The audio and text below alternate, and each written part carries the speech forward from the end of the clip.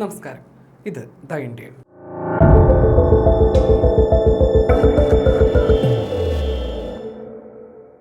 ശത്രു രാജ്യങ്ങളുടെ വെല്ലുവിളികളെ നിഷ്പ്രഭമാക്കി ഇന്ത്യൻ ആകാശസീമയ്ക്ക് കാവലൊരുക്കാൻ രാജ്യം ചരിത്രത്തിലെ ഏറ്റവും വലിയ സൈനിക നവീകരണത്തിലേക്ക് കടക്കുന്നു.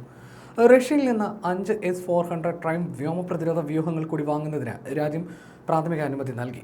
പ്രതിരോധ മന്ത്രി രാജ്നാഥ് സിംഗിന്റെ അധ്യക്ഷതയിൽ ചേർന്ന പ്രതിരോധ സംഭരണ സമിതിയാണ് രാജ്യത്തിന്റെ ഭാവി സുരക്ഷ മുൻനിർത്തിയുള്ള ഈ സുപ്രധാന തീരുമാനത്തിന് അംഗീകാരം നൽകിയിരിക്കുന്നത്.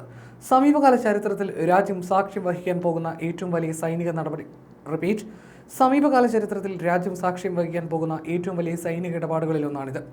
ഏകദേശം 1 ലക്ഷം കോടി രൂപയോളം വരുന്നതാണ് ഈ വരാനിരിക്കുന്ന പുതിയ കരാറിന്റെ ആകെ മൂല്യമെന്നാണ് ഈ രംഗത്തെ വിദഗ്ധർ വിലയിരുത്തുന്നത്.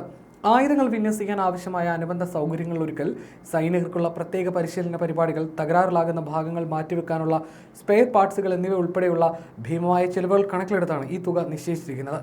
പ്രാദേശികമായി സുദർശന ചക്ര എന്ന് വിളിക്കപ്പെടുന്ന അത്യാധുനിക സംവിധാനത്തെ രാജ്യത്തിന്റെ പരസ്പരം ബന്ധിപ്പിക്കപ്പെട്ട വ്യോമ പ്രതിരോധ ശൃംഖലയിലെ ഏറ്റവും പ്രധാനപ്പെട്ട ഒരു നെടുംതൂണായിട്ടാണ് സൈനിക ഉദ്യോഗസ്ഥർ വിലയിരുത്തുന്നത്. തന്ത്രപ്രധാനമായ ഇടങ്ങളിൽ കണ്ണുവെട്ടിച്ച് പറക്കുന്ന അത്യാധുനിക യുദ്ധവിമാനങ്ങൾ, ചെറു ഡ്രോണുകൾ, ക്രൂസ് അല്ലെങ്കിൽ ബാലിസ്റ്റിക് വിഭാഗത്തിൽപ്പെടുന്ന മിസൈലുകൾ എന്നിവയെല്ലാം തകർക്കാൻ ഇതിനാകും.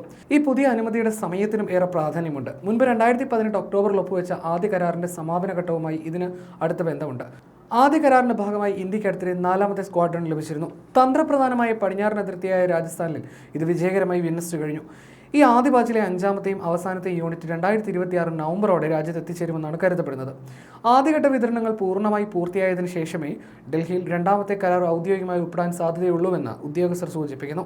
ഈ വർഷം അവസാനത്തോടെ പുതിയ കരാർ ഒപ്പുവെക്കുകയാണെങ്കിൽ ഈ അധിക പ്രതിരോധ സംവിധാനങ്ങളുടെ ആദ്യ ബാച്ച് 2028 അവസാനത്തിനും 2028 തുടക്കത്തിനും ഇടയിൽ ലഭിച്ചേക്കാം. ഈ 2ാമത്തെ ഓർഡർ കൂടി പൂർണ്ണമായി പൂർത്തിയാകുന്നതോടെ ഇന്ത്യൻ അതിർത്തികളിൽ സൈന്യത്തിന്റെ കരുത്ത് അതിശക്തമാകും.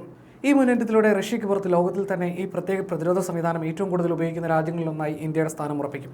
ഇത്രയും വലിയൊരു ശൃംഖല പ്രവർത്തിപ്പിക്കുന്നത് ഇന്ത്യയുടെ പ്രധാന സൈനിക താവളങ്ങളെയും ജനവാസ കേന്ദ്രങ്ങളെയും വിവിധ ഭീഷണികളിൽ നിന്ന് സംരക്ഷിക്കാനുള്ള വ്യോമസേനയുടെ ശേഷി വലിയ തോതിൽ വർദ്ധിപ്പിക്കും. 400 കിലോമീറ്റർ വരെയുള്ള ദൂരത്തിൽ വെച്ച് ശത്രുവിന്റെ ഏത് നീക്കവും തടയാൻ ഇതിന് സാധിക്കും. കൂടാതെ ആയുധ ശേഖരണം ഇന്ത്യയുടെ ബഹുതല പ്രതിരോധ കവചം എന്ന ലക്ഷ്യത്തിന്റെ ഒരു പ്രധാന ഭാഗമാണ്. ഇത് തദ്ദേശീയമായി വികസിപ്പിക്കുന്ന പ്രൊജക്ട് കുശയുമായി ചേർന്ന് പ്രവർത്തിക്കാൻ തക്കവണ്ണമാണ് വിഭാവനം ചെയ്തിരിക്കുന്നത്. വിദേശ സാങ്കേതിക വിദ്യയും തദ്ദേശീയ മികവും ഒരുപോലെ ചേരുന്ന ഒരു പുതിയ സുരക്ഷാ രീതിയാണിത്. ഏകദേശം 21,700 കോടി ചെലവിൽ DRDO വികസിപ്പിച്ചെടുക്കുന്ന പ്രൊജക്ട് കുശ ഇന്ത്യയുടെ തദ്ദേശീയമായ ദീർഘ ഉപരിതല വ്യോമ മിസൈൽ പദ്ധതിയാണ്.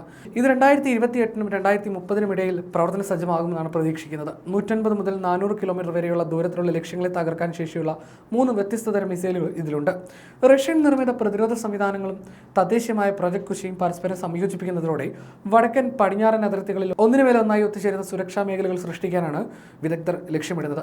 ഈ സമീപനം അത്യാധുനിക വ്യോമ ആയുധങ്ങൾക്കെതിരെയുള്ള സുരക്ഷ ഉറപ്പാക്കുക മാത്രമല്ല, സ്വന്തം സാങ്കേതിക വിദ്യകൾ വികസിക്കുന്നതിനനുസരിച്ച് വിദേശ രാജ്യങ്ങളെ ആശ്രയിക്കുന്നത് ക്രമേണ കുറയ്ക്കുകയും ചെയ്യും.